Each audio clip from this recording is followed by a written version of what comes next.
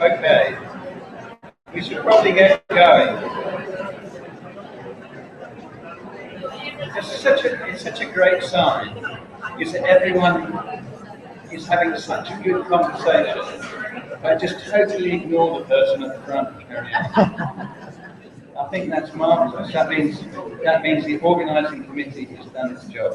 The networking is more important than anything else, which is absolutely right. But having said that, we better crack on. And the next plenary session is Allan Kellehear, who I'm sure you all know is going to talk about Compassionate City Charter. Now, to be honest, Allan needs no introduction, and that I could read off his biography here, but I don't know, you can all read, it's all right. So if you want to know more about Allan in terms of biography, just have a look in the book. However, having said all of that, it's safe to say we're all here because of Allan. And you know, Allan, from starting this whole thing off, running a program in Australia, and then traveling the world for years and years, talking about this stuff, and seeing it grow, and seeing it flourish, and seeing it develop. And in a way, what we have now is the high point of it with all of you lot in the room. And I think we can all be thankful for Allan that he's persisted for so long. I think I certainly would have given up years ago, but I think we're all extremely grateful for his ceaseless efforts, and long may it continue. So on that note, can we please welcome Allan.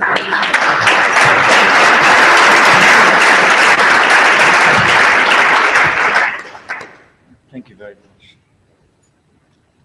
Thanks, Julian.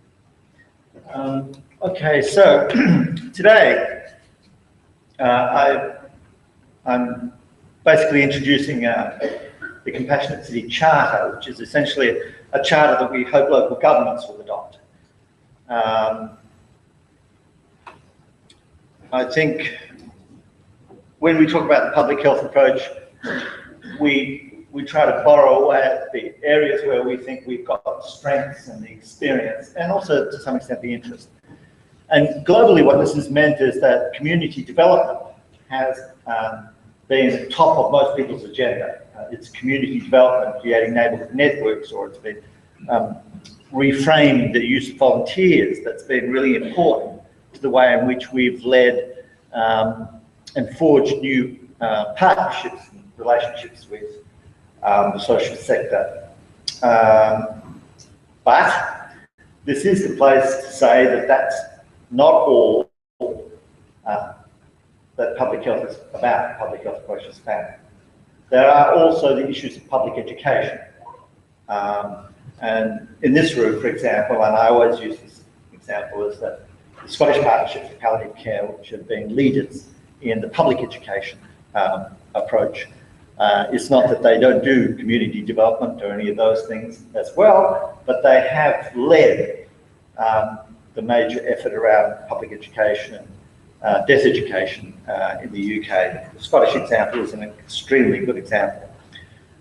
We've got some outstanding community development programs, compassionate community programs in the UK, and we've had some very good ones in Australia. We continue to see developments in Western Europe, and we have our colleagues from Alpen Adria University in Vienna who have been leading compassionate community programs in Austria. We've got some wonderful programs in Germany and in Switzerland. And not to forget the Republic of Ireland, who hosted the last international conference. So what I'm bringing you today is something slightly different. I think that the public health movement in palliative care has been very good at grasping community development, and to a less extent, it's been very good at grasping the need for policy change. And I chaired a session this morning that Bruce Rumbold talked about the challenges of getting policy at a national level that recognises the public health approach to palliative care. And Denise Marshall yesterday, you heard her talk about the challenges of embedding within national and provincial palliative care policies in Canada. And there's no doubt that we do need, and Faith, of course, talked about the issues of policy as well this morning, we do need recognition at a national level that this is an essential component of what we're about, and that palliative care services must take this as a serious part of their mission. And if we're to take the mantra that palliative care is physical, psychological, social, and spiritual care, then the community, the social concept needs to be always there in front of us, lest we be accused of mission drift.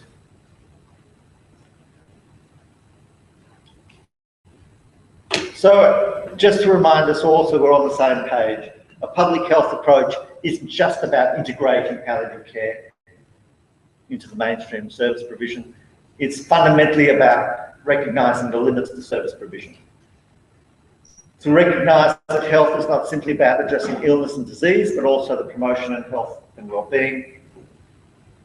We have to remember that there are good experiences that people have whilst living with a life-limiting illness, good experiences that people have when they live with loss, good experiences they have as carers, and that part of the way in which we tackle the problems, the so-called problems of living with dying or caregiving and bereavement, is to reinforce and build those health well-being dimensions of the experience.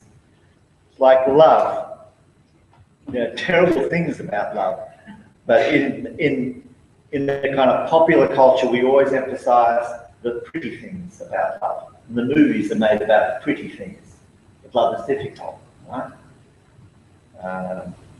As Mahmoud Darwish, the famous Palestinian poet, once said, love is...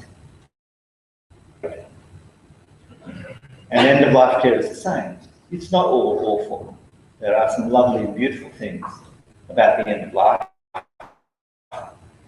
And we need to have a balanced understanding and bring it together, as we do in health. And the whole idea of exercise and good nutrition and a balanced work, play approach to life is very important to happiness and to quality of life. And so it is at the end of life as well.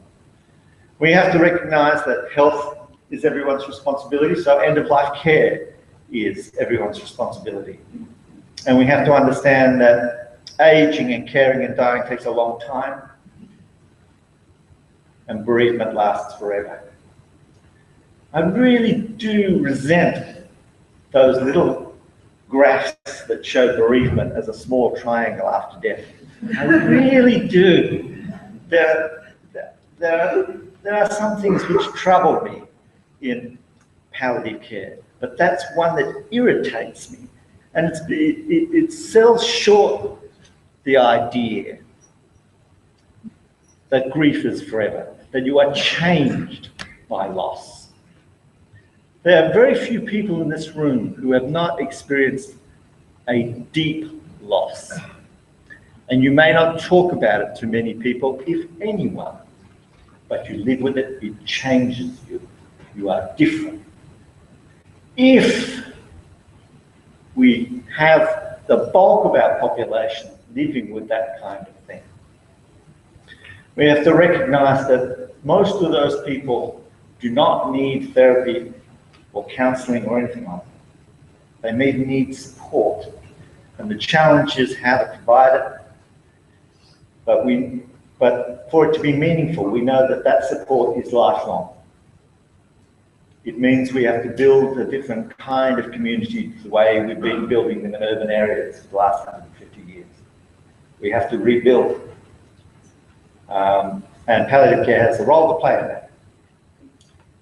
And at a more mundane level, we have to recognise and tackle the social epidemiology of ageing and dying and caregiving.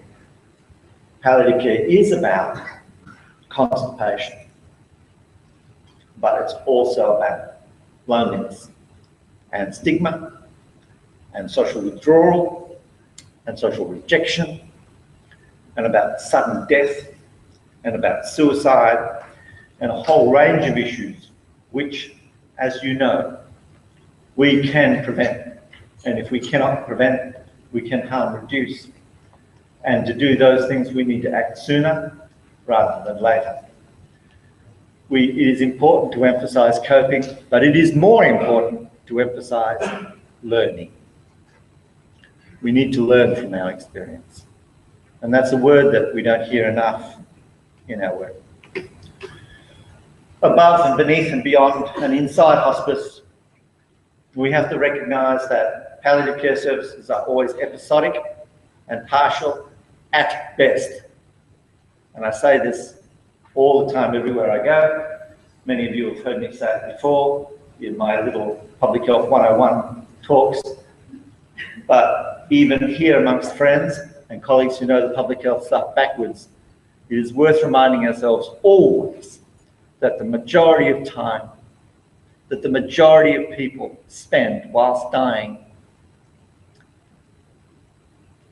and grieving is alone or with friends or with family or with their animal companions. That's a fact. The times they spend interfacing with a doctor or a nurse or a social worker or a chaplain is a tiny minority of the time. That's the fact we sit before and contemplate when we think about the public health approach. Because that bigger space, that majority of space, is where we want to build. That's the health promotion space.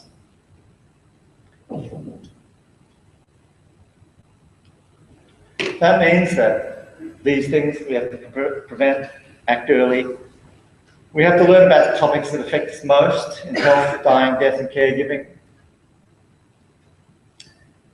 And for today's talk, what we need to do is work collaboratively and strategically. And that means that we need to work from top down and from the bottom up and across communities. Now, I know we've spent a lot of time already up to this point, this morning, talking about the bottom-up stuff. And that's as it should be, actually. That's where the emphasis should be, because we've spent traditionally most of our time working at least top-down, particularly as services, working on our patients, on our families, and on our communities. And so it's good and proper that we should spend time rebalancing that, remembering what it could be like, the shift in imagination it takes to think about working from the bottom up.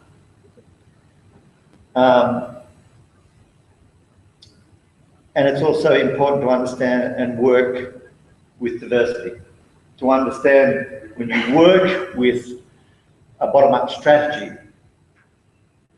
that this means capturing the voices of people who are not yourself. I always remember when I worked in Melbourne for whatever it was, 10 years, I went to visit a palliative care service in an area in Melbourne where 9 out of 10 people were Vietnamese. It was a big Vietnamese community. And I went there, I was invited to give a little talk on the public health approach. And during question time, they said, you know, we're having real trouble attracting Vietnamese users. We don't seem to get any Vietnamese referrals. Vietnamese people don't use us at all. And I looked across at the staff, every one of whom was white. How on earth they managed to build a white palliative care service in the middle of the Vietnamese community is beyond me. But the solution seemed to me to be in the mirror. And why no one had ever suggested that maybe they ought to phone somebody outside and invite them to be volunteers, or even to have a joint meeting with the community to find out perhaps why they don't have the service. Without a partnership approach, without a collaborative approach, as Faith has emphasised, and just about every speaker who's come up to the podium since this conference began, diversity is the global present and will be the global future. Only in small rural areas in Africa or on the back of Scotland where you'll ever get one kind of face. But for most of the world, it's a diverse world. And we just can't do too much of that top-down stuff anymore for that reason alone. So our methods so far are really being about raising awareness and education, and that's very much an across strategy. Community development, which, as you know, is the bottom-up kind of strategy. Creating ecological changes in our communities, changing the environment, changing the social climate of things, working across communities, and creating new policies to guide new behaviours. And that's been really very much, in the last 20 years, that effort's been mainly national. It's been lobbying governments to integrate the public health components within palliative care policy in particular, end-of-life care policy in general, including aged care and so forth. And working with professionals in death, dying and grief, not just palliative care. So we're beginning to start to reach out to colleagues in aged care and in bereavement care, to funeral care, to intensive care, to trauma, and public health. And those relationships will be and will continue to be important to every one of us in this room in successfully prosecuting a public health vision and practice in the future. So the charter. I will introduce the charter in a minute, but the real question is, why do we need a charter? I think one of the problems with a community development strategy, and there are problems with everything, it's just a question of whether you're going to visit them or not. And to some extent, we would want more community development programs. Without a doubt, that is a major plank of what we believe to be a health promotion approach. But one of the problems with the community development approach is that it gets into the community in a higgledy-piggledy kind of way. I hope that's not an Australianism, but in a kind of random way. So if you look at every community, some of the community development programs are very successful in schools and in workplaces, but they're not particularly good in local government. And the social media, the museums, for example, or the art galleries may not be touched by the community development program in a particular area. You go to the next area, and the community development programs are very good at the art galleries and the museums. They've got the local newspapers on board. They may even have the schools, but they haven't touched the workplaces. They're all kind of eccentric. And to some extent, that's the way it should be, because every community is different, so every community development program will have different characteristics, and you would expect that. But it does leave major gaps and inconsistencies. So a charter is some way of taking a more comprehensive approach. Bruce was talking today about how Bruce Rumbold was talking earlier this morning about the way some national policies fail to filter down into communities. So you can have terrific policies, but in the end, you can have services that simply ignore them or fudge them. So to some extent, one of the failures of policy development pushes is that perhaps we aim too high, and that the local governments, for example, are the levels of government which have a greater impact on the local scene. And we've done some thinking about this, about how we could get local government and the social and cultural sectors more involved in end-of-life care. So what we would hope to see is hospices and palliative care services, social care agencies developing compassionate communities. And so the push is one way, but then we would have policies that encourage other sectors in an umbrella way, pushing back down. So you have a pincer movement, if you like, where you have communities working away at the things which interest them, and the communities who steadfastly are being ignored or who are resisting, feeling the push the other way from local government. So the charter is really about being able to do a kind of top-down push, but not from national level, but from local government level, to send the message that end-of-life care should be of the people and by the people and for the people. In other words, to sell the message to local government that if they have any authority over a local geographical area, that they have responsibilities for the death, dying, loss and caregiving experiences within that community, in exactly the same way that they have responsibilities for rubbish collection. Exactly the same kind of thing. There are some things they will not tolerate in a public health sense, and local governments have responsibility for that. What we want them to do, what we want to lobby them to do, is to take that kind of responsibility to the next step, not just in terms of poverty alleviation and social care, but end-of-life care as well. And that's why we need to take something to them, because people will say, what do you want us to do? And our recent experience is just that. They will say, yes, we can be involved, but we have a palliative care service. That's our responsibility gone. No, it isn't. No, it isn't. So here's the introduction to the Charter. I'll walk you through it. For those of you who haven't seen it, I'll walk you through it. I will say that this Charter is on the Public Health Palliative Care International website, if you'd like to refer to it later.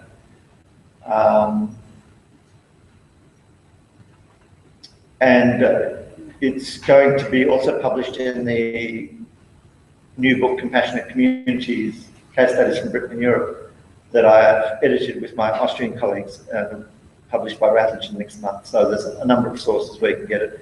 I think also it's in the toolkit, the Public Health Palliative Care Toolkit, which you can get from the NCPC website, National Council for Palliative Care website. So there are a number of ways you can access this Charter if you'd like to study it more closely. But for the purposes of this talk, it starts by saying compassionate cities are communities that recognise that all the natural cycles of sickness, health, birth, death, and love and loss occur every day within the orbit of its institutions and regular activities.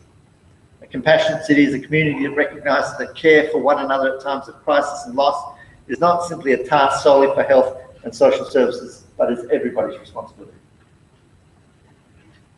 This is basically saying, trying to put in a kind of narrative lyric, if you like.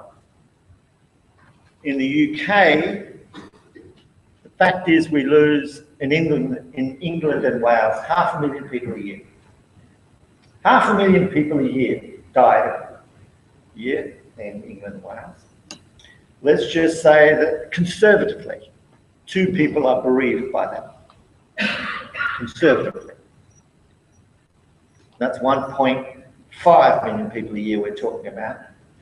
Let's say they have one caregiver. I'm not talking about a professional. I'm talking about a caregiver, a friend, a family member who has been caring for the bulk of those deaths from illness.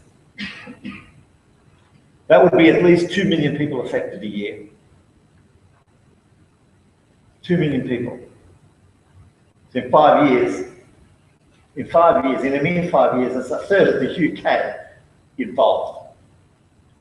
This is a massive piece of epidemiology. This is bigger than smoking or being fat. And the clinical epidemiology is even worse than the social epidemiology. So this is a narrative lyric, if you like, putting it nicely, that this is a huge issue that local governments have a responsibility to tackle. Compassionate cities, these cities will be communities that publicly encourage and facilitate, support, and celebrate care of one another during life's most testing moments and experiences. You'll notice here, if you read this, and I don't want to read the whole narrative, but as you read through this, the emphasis is really on life's most testing moments and crisis, because we're not only just talking about palliative care, we're not just talking about cancer or HIV or motor neuron disease or any of those things, but we are also talking about other events death by trauma, car accidents, workplace accidents, suicide. We're talking about all our experiences of death and loss in the community in this case.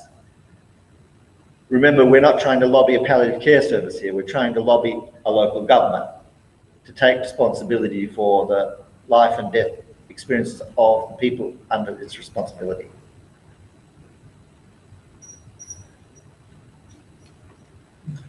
So this is when we say that we ask them through the auspices of their office, by public marketing and advertising, by use of the city's network and influences, by dint of collaboration and cooperation in partnership with social media and its own offices, develop and support 12 social changes to the city's key institutions and activities.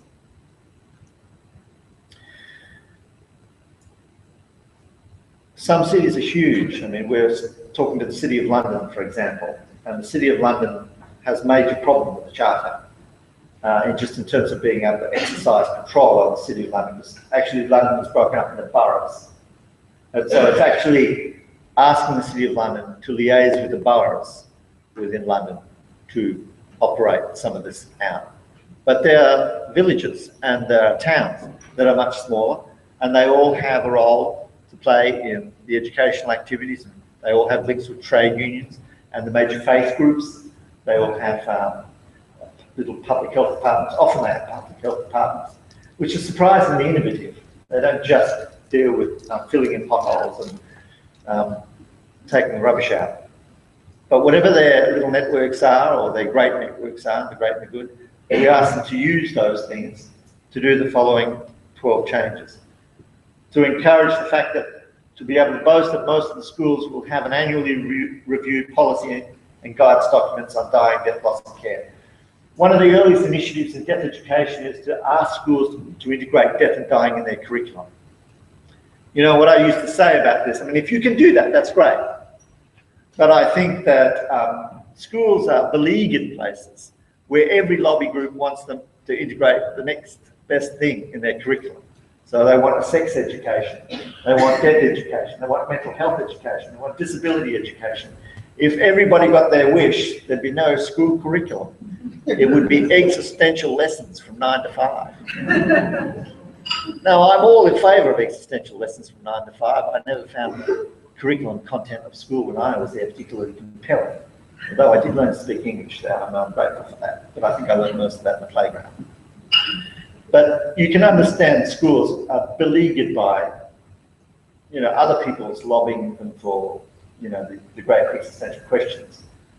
And I suppose we just line up with the rest and try to do that as well. But this first guidance is really about asking schools to have some kind of living document that they would review every year, which would prepare that little community, that school with 100 students or 800 students, that if a student dropped dead, and you'd be surprised how often that does happen, or a teacher drops dead, or there are parents who are living with a serious neurological disorder or a cancer, how would the school respond to that?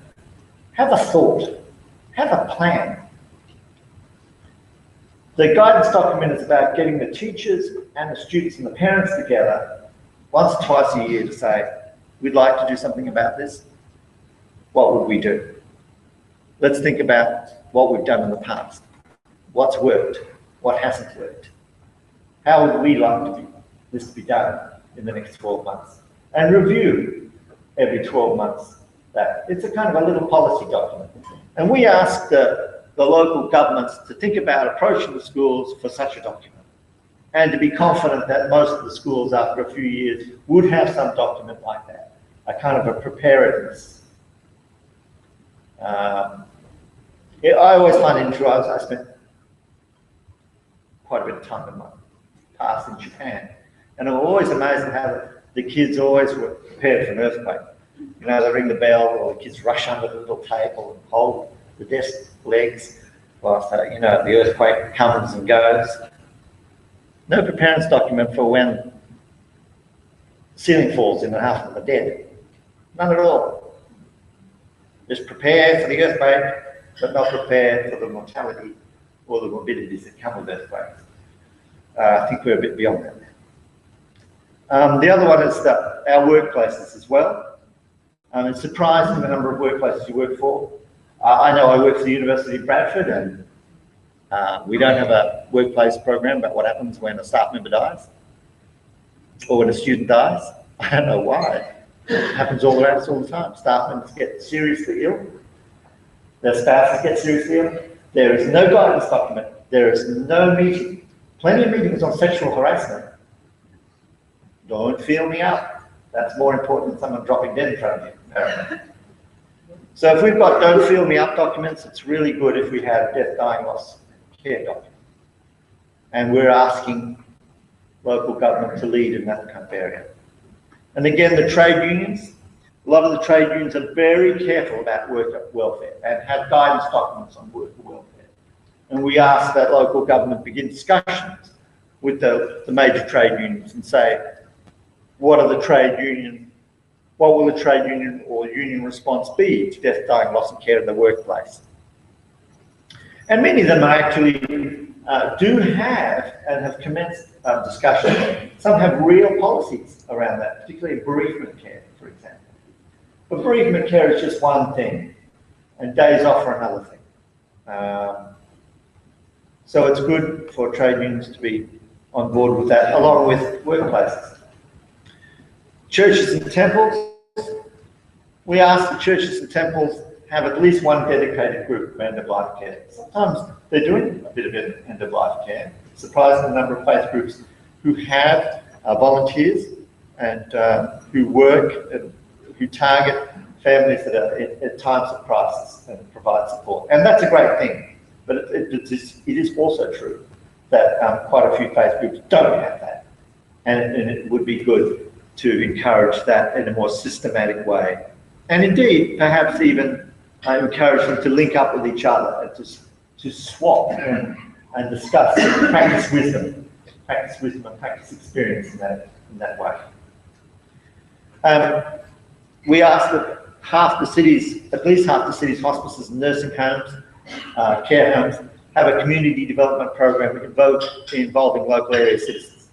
So here we're asking local government to put pressure on some of the local hospices and to invite the care homes to have an end-of-life care guidance document that says, you know, what are you doing in relation to community partnering?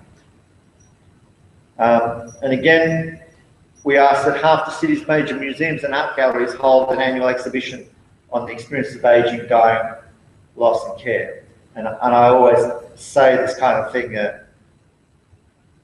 in race relations terms is where I learned most of my lesson on this issue. You grow up in a coloured minority in a place like Australia in the 50s and 60s, and you watch the television and you see that everybody's face is white. And what this has done, and I can tell you for a fact that contributed to a generation of disenfranchised Asian Australians because they couldn't see their own faces in the TV ads that we used to watch there.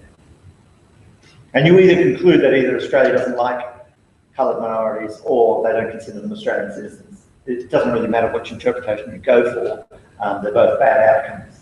And one of the interesting things about grieving and bereavement, living with an illness that will kill you, or long-term caregiving, day in and day out, looking after a parent with dementia or something like that, is that you don't see yourself in everyday TV or radio or the art gallery or the newspapers, then you're invisible.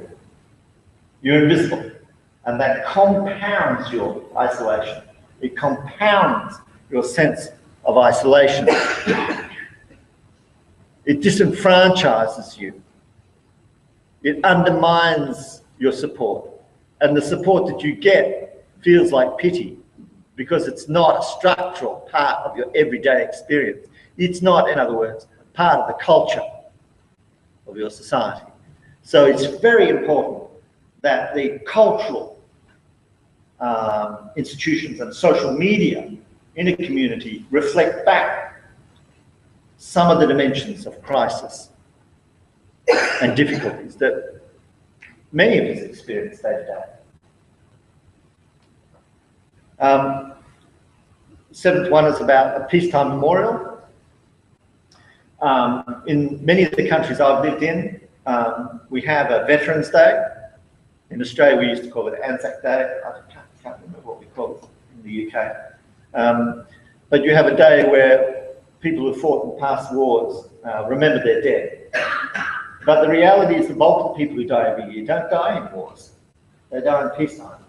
And there is no place where we come out, we take a day off, if you like, march down the centre of the street and remember our dead. We're just supposed to just keep it to ourselves. It's just one of those private matters. I don't know why being death in war is a public matter and death in peacetime is a private matter, but again, it doesn't help. It does disenfranchise. We also think there should be an incentive scheme. And this is partly a public relations exercise, and it's also partly a recognition exercise, highlighting the individuals and organisations who've made major contributions to public understanding and public care around dying, death, loss, and grief.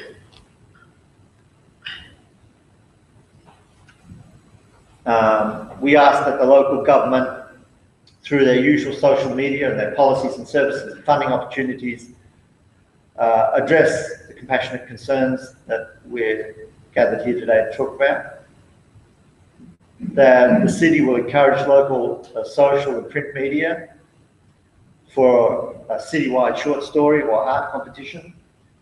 In Australia, we've done a little bit of that, particularly in the small country towns where we've asked the children to paint pictures of serious illness and loss, and the adults have found it very instructive, and it's been interesting for the children, facilitate the children to talk about these things, and it helps normalise. I think short story competitions are also terrific for the middle classes. They like to talk anyway, and so they also like to write. And so they get to express themselves. People who are not so much for writing can read them. It showcases and privileges, even for a short time, these very serious existential issues in the community.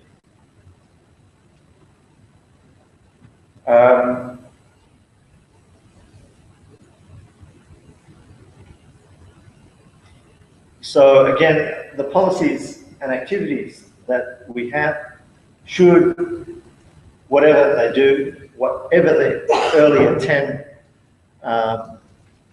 encouraging guidelines are, is really about considering the ethnic and religious, gendered and sexual identity issues in any city. There should not be any effort to do any of those above things without an eye to the fact that diversity is at the centre of everything that we do. And this is particularly the case in cities.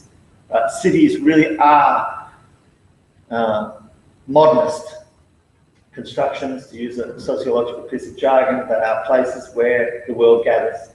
And diversity is a major issue. So anything that we do needs to take that into account. And at the same time, we should think about people who are regularly overlooked. And I have to say that, again, nearly everywhere I go, the two groups which seem to drop out are the homeless and the imprisoned. And in British society, the prison population is very, very old. I mean, for my UK colleagues, I was just reading recently about Rolf Harris. I'm sure most of my Australian comrades will remember Rolf Harris. And he is now in prison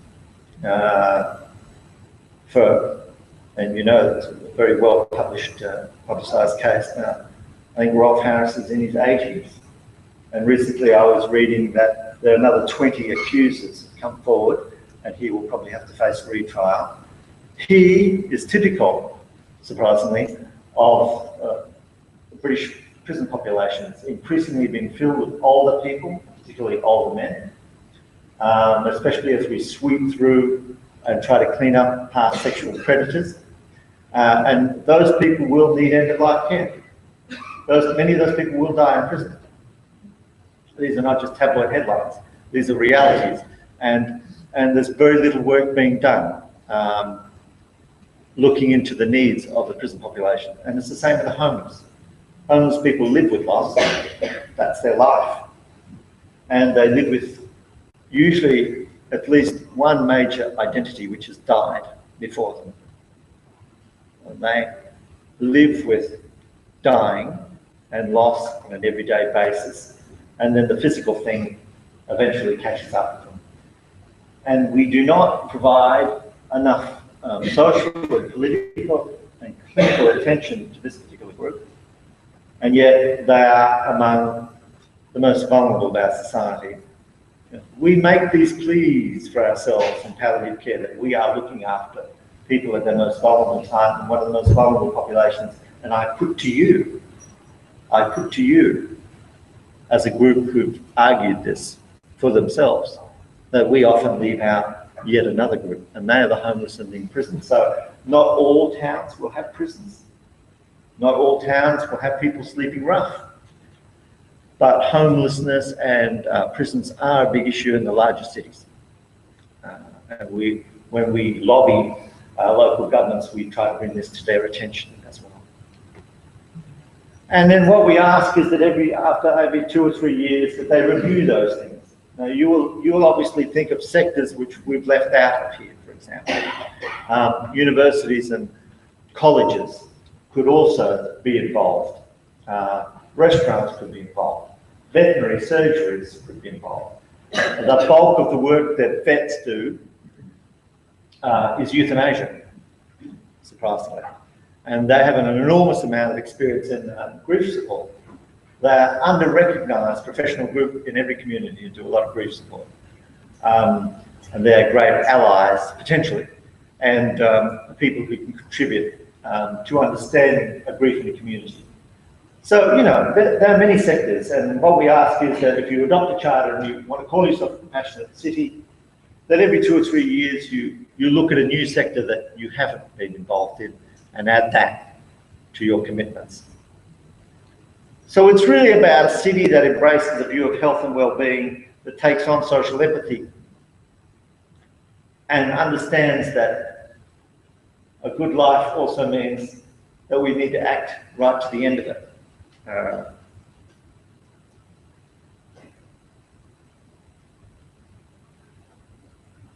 That a healthy city is not just about having fun runs. It's also about recognising that well-being extends right to the end of life, and there are useful things that can be done by a city to promote well-being right to the end. So let me, that's the charter, and as I said, you can look at it online at the different places where I've mentioned it. Some of the first questions I'm sure you'll ask yourself is, does it matter that all 12 things are present when we're selling this charter? When we go to Bristol City Council or Boris Johnson or what I'm doing currently now, the Bradford Municipal Council, does it matter that they adopt the whole 12? And the answer is no, nothing matters. What matters is that the local government decide to come on board as a partner in end-of-life care, that they have a charter that whatever is written in it might be able to inspire partnerships with their major sectors that they have responsibility for. So it may be that Bradford City Council will have 7 or 8 of the things I've just mentioned and drop out 3 or 4, and they may have another 5 things on it which they think are relevant. Bradford area has about 40% of South Asians. If they put together a charter, they may have very different things on that charter to what I have. What's important is that the charter is a talking point, it's a beginning point, a place where cities can start thinking for themselves, yeah, we think we should be involved in end-of-life care in our own terms. We're not providing clinical services, but this is what we could do. And if they look at this charter that you just looked at, that's a starting point for them to think, yeah, we could have, 10 or a dozen items that we could commit to and we could use as a rallying point. So don't get too hung up on the 12 points. What happens if the local government doesn't play ball? What if the mayor says, end of life care, you're kidding me? Or we're pressed with funding problems as it is. Go talk to the local hospice. Well, that's a little bit nasty, but nasty is what we're used to in this field. So there are plenty of other people you can play with. When I was a kid, I went to 7 primary schools. Always hard to make new friends when you go to a new school. And I went to one school, and the first playtime that I went to, there was a soccer match.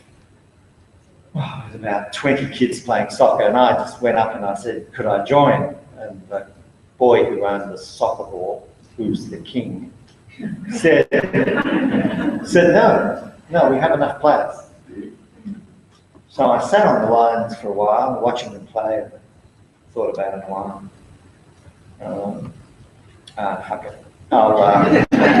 I rushed in, and I grabbed the ball, and I kicked it away.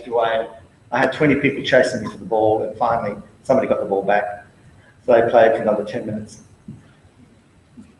And then I rushed in again, and I got the ball, looped it out, and then they chased me for a while, and they got the ball again. And then I let it go for another few minutes, and then I rushed in and I looped the ball. I was very good at looping the ball from when people were playing it. I had great potential, never realised it. I looped this ball out and I got it again. This time, one of the boys, when a group of boys got the ball away from me again, but one of them grabbed me and pinned me up against the wall. I think he was going to squeeze me or something. But another boy, a bigger boy, stepped in and said, if you rough this boy up, I will break all your bones. I was 7 years old at the time. This boy was 7, but he looked very big. I later learned that he had Maltese parents. He had hairs on his legs, which was an extraordinary thing to see hair on the legs of a 7-year-old. I was very impressed. I must say that Tony is still my closest friend today. He stepped in and he said, you know, you're crazy, but I like you. And so we went together and looped the ball. So then the 20 chased the 2 of us and they got the ball. And somebody said, this is really good. And I was joined by a 3rd.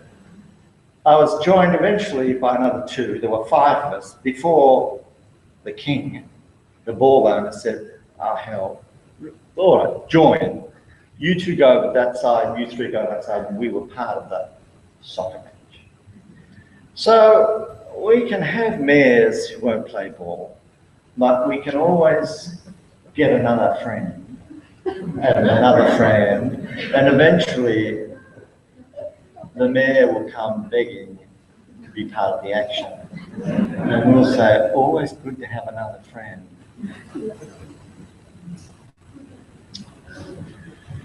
Some might say that there's no service users mentioned.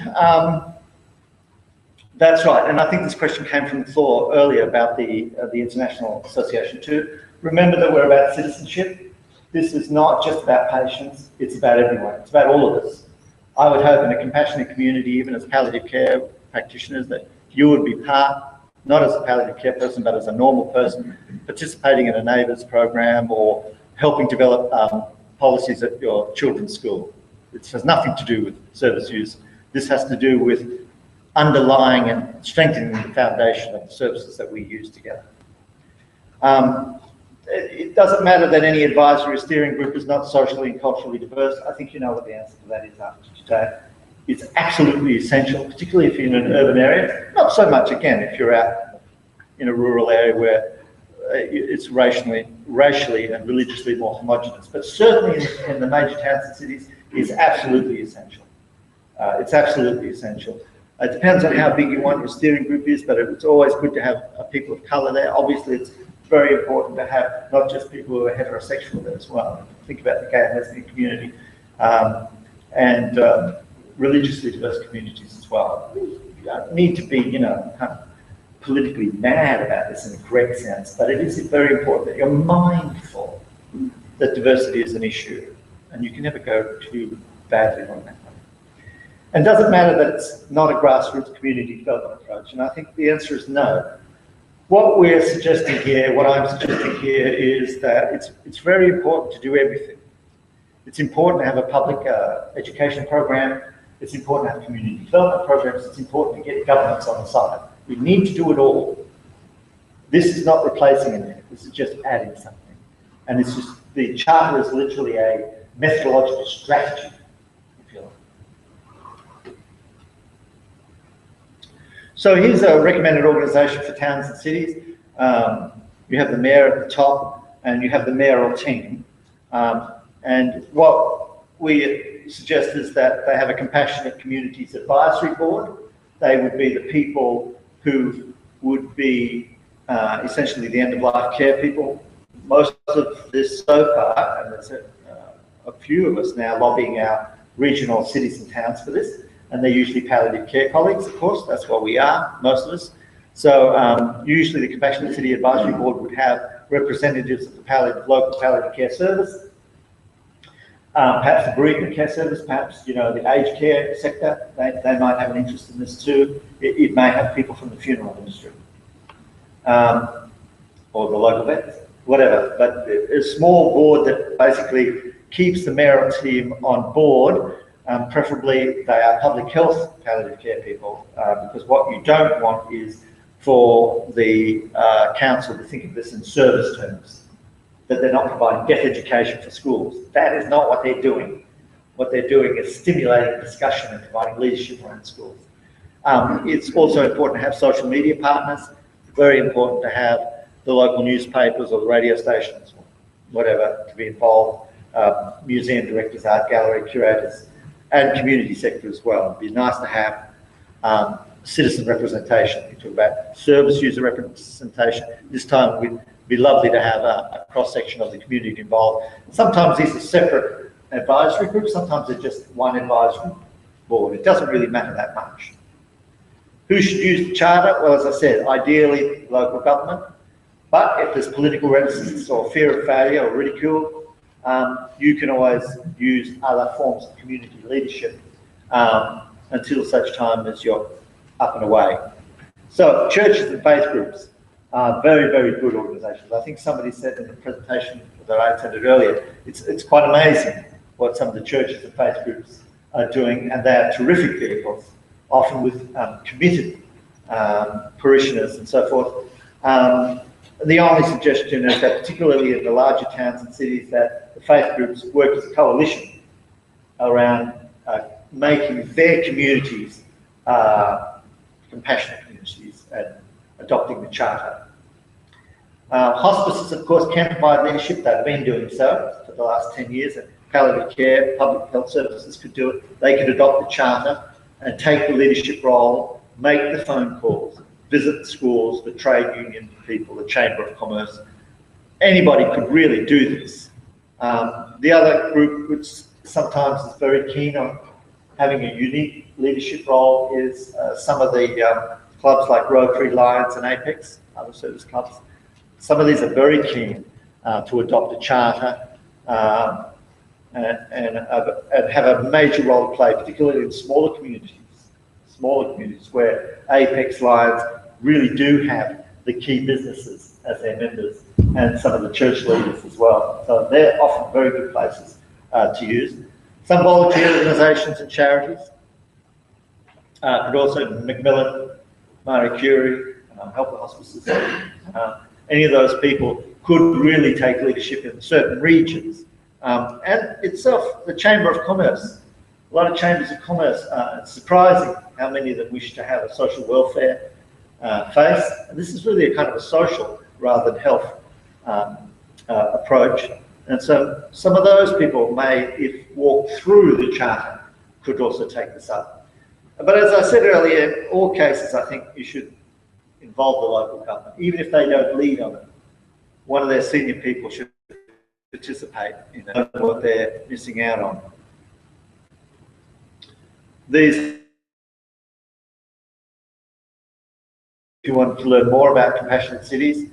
I've already mentioned the public health approach to end-of-life care toolkit. That has a copy of the charter in it.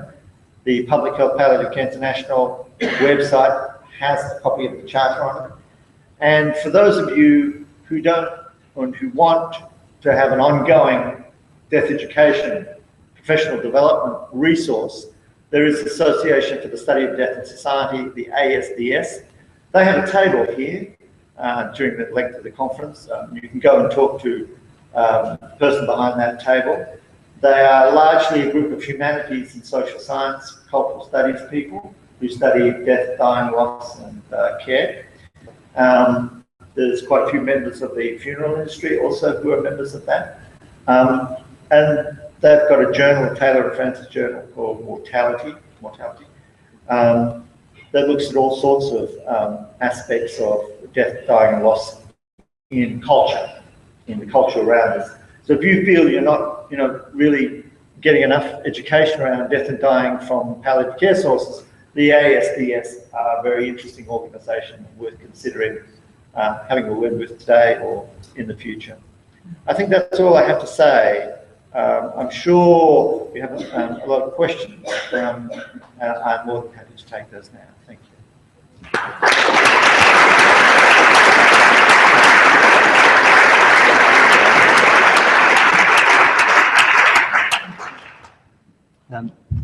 We've probably got time for a couple of questions, and as lunch is calling, and I suggest that, that if there are more questions than that, that you nab Allan, and you've desperately got your hand up, so you can go first. Hi, my name is Kate Reid. I'm from New Zealand. Allan, that was fantastic and inspiring talk, and the charter is really exciting to see. I wondered if anyone in the room has got some examples of some policies related to any of those key areas that could be shared, and maybe that's a role, the International Association is looking at delivering resources from a practical level of implementing these things. I know in New Zealand we've done some work with some schools, and just getting in there in the classroom wasn't enough. We also had to do work with parents, because kids are going home and asking their parents about stuff, and then a whole sea of stuff, and more resources need to be developed. So I'm just keen to put it out there and see, as a community, if we look at pulling some of these practical resources that need to be developed. Thank you for that. That's a lovely question. We are actually, as an international association, doing that. We've already started to compile a resources page on the website with readings, and actually some of those readings have practice examples of how death education made it into some schools. And actually there's one article in particular that Deborah O'Connor co-authored, talked about how she managed to get into Australian schools with this kind of thing. So we will be doing some more of that. We've only just started as an interim council to compile it. You may also be interested from New Zealand that Tasmania as a state has adopted health promoting palliative care as its main policy, and it targets schools as well. If you go on the website of the Tasmanian government /palliative care, it's just been released 4 weeks ago, and you can have a look at what some of those intentions are. And I think they also have examples of how they want to see palliative care services take that forward. But in the matter of schools, it's a tricky area because you often have departments who have authority over that. So you do need friends often. It's not a matter of just ringing. You often do need some heavy political allies. And this is again where local government has some authority over the local schools. So it is again very important to have local government allies. There's a question from over there. Hello, not so much a question, but a suggestion. So, all local authorities in the UK are subject to the Freedom of Information Act. And if we write to our local authorities and ask them with a copy of the Charter how they're addressing those areas and asking for contact names, it's just another way from the bottom up. That's very good. Thank you for that. That's very, I like that. It's cunning. Okay, I think. Well, I'll have one more over here. Oh, go on then. Yeah. I know she was put it desperately. Okay. I'm more than happy to chat with people over lunch. Please do feel free to come up and try to tear me to shreds or whatever you'd like. Thank you. Just a reflection in relation to local governments and theirs are changing every year, and local government is constantly changing. So just in relation to the strategy we're trying to influence through the federal system. Yes. I'm just wondering, well, I was thinking that was going to be difficult, but you've got a very sort of window of opportunity to influence, and then in year it will change. We always assume that. I mean, I always assumed that. And when I was in Australia and trying to lobby for money for my first public health palliative care unit at the Trove, I walked both sides of the street. So I courted government and I tried to have lunch and afternoon teas with the opposition, because it didn't really matter who was in. And I knew, I mean, you assume when you work in communities that things are constantly changing. Leadership is constantly changing. People are moving in and out. And then there are fashions. People fall in, fall out. People who think you're friends become your enemies, and people who become your enemies become the enemies of your enemies and become your friends. And so it goes. I mean, that's the politics of community work. Anybody who's done community development work for a long time knows that's the rough and tumble of and the complexity of working in communities. And this is no different. We will always work with local governments, assuming that we'll work with 8 of them, probably in series. Okay, thanks very much.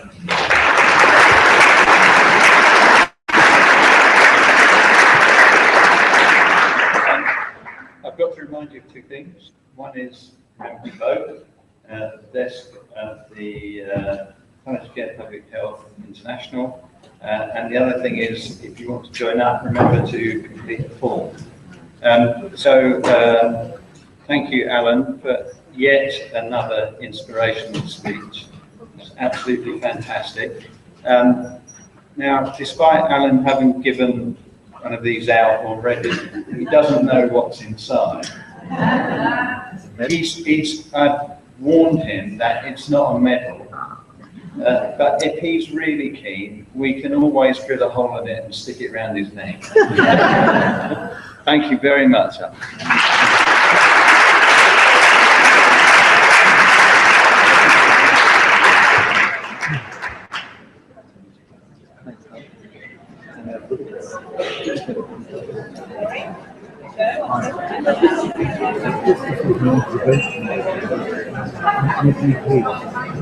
Thanks.